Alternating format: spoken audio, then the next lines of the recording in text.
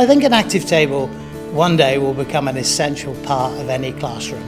It's designed for kids and the way kids work, and it's very, very intuitive. And of course, it gives teachers the opportunity to let kids lead their own learning. One of the features I really like about the ActivTable is that it's consensus-based, which means all the students have to agree on the activity they're going to do and how they're going to accomplish that. It creates a good sense of problem solving and collaboration within that group.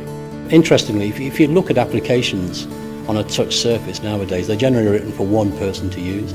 Even if it's more than one person to use, it's generally a turn-based type application. So I have a go on something, and then you have the same go, and then I have my go afterwards.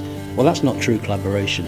True collaboration happens when you get more than one person that can do different things at the same time.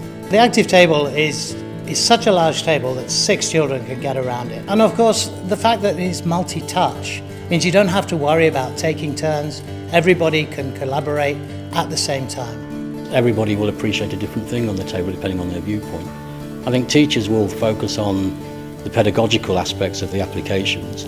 I think students will love the images and the ease of use of the table. For me, I think the most impressive thing about the table is its ability to track which child has contributed what during a session.